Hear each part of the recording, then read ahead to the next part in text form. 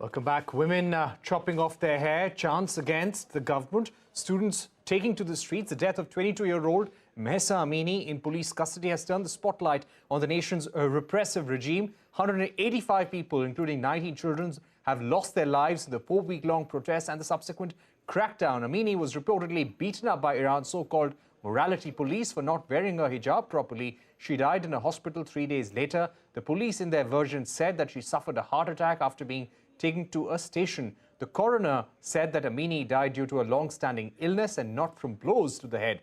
On Saturday, Iran's state-run broadcaster was hacked on air when the news bulletin was interrupted by an image of Iran's supreme leader, Ayatollah Ali Khamenei, with flames around him. Joining us now is Ambassador K.C. Singh, former Indian envoy to Iran. Ambassador K.C. Singh, these are unprecedented protests taking place across Iran now. We've seen a large number of casualties. We've seen students coming out in protesting in a big way, asking for political liberties, liberties in terms of human rights, in terms of dressing the way they want to. How different are these protests from any protests that may have taken place in Iran over the last 30 to 40 years? Look, the last big protests, the biggest one was 2009, when President Mahmoud Ahmadinejad was re-elected. So people felt that the election had been tinkered with. He was unpopular. There's no way he could have won that election. So people came out on the streets. But the difference was that these were all the people who came out on the streets from different segments, not just the women and the girls.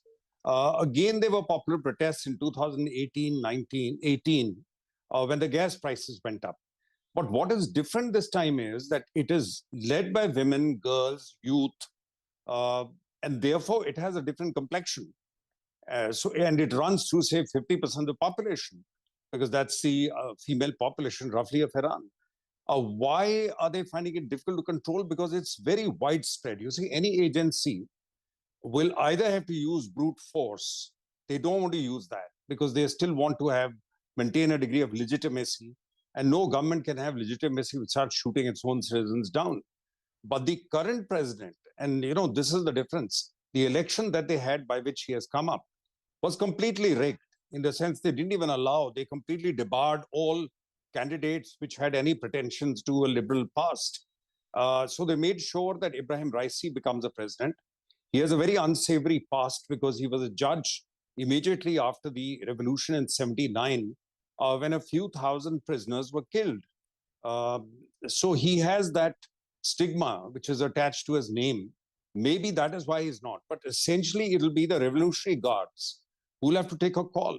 There is also the factor that we don't know now. The Supreme Leader, Khamenei, is very old. We don't know how ill he is, how much more he can live, etc. So Iran is that way at an inflection point, and these sanctions have also affected them, though they've managed to live with them, but it has affected them. But Iran also has a few positives going for them. Okay. Now, with Russia fighting the Ukraine war, the Americans don't want to press. Singh. Yeah. Right. Ambassador K.C. Singh, you made an important point that Iran today is at an inflection point. Do you think all the issues that the protesters, the large number of women, and you said that is the 50% of the population, they're asking for personal and political liberties. Do you think somewhere the Iranian leadership will have to compromise? Right now, they're telling their forces across the country to severely confront troublemakers and anti-revolutionaries. But do you think somewhere they will have to relent? The trouble with any revolutionary government and Islamic revolutionary government is that if you start compromising, their fear is that if you compromise through popular protest on this one crucial thing, then there would be future protests which would look for more compromises and more relaxation. So that would be the fear of the Revolutionary Guards, of the ruling elite, of the clerics, that you cannot start compromising with something like this, because they would trace this coverage of the heads and the hijab to basically Islamic injunction. So it's feeding back into the Islamic regime's core beliefs, the people who are running the country, the clerics. Now, if they compromise on this, then their worry would be that tomorrow people may want more democracy like they wanted in 2009. They may want freer elections. But Iran, the advantage, the interesting thing is the Americans, it was President Obama then in 2009, they decided not to push, not to support the protesters at that stage, because they felt that that would turn them into basically the regime will be able to dub them as American puppets. So the Americans stepped back. But this time the Americans are out. They've supported it. Even though the Americans would need, were talking to the Iranians about reviving the nuclear deal.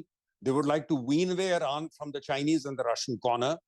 And at a time when the OPEC Plus have said that they want to cut the oil production by 2 million barrels, one of the countries which can quickly bring more oil into the market is Iran. So there are these conflicting needs, because of which also the West is supporting the women, but at the same time also probably holding back.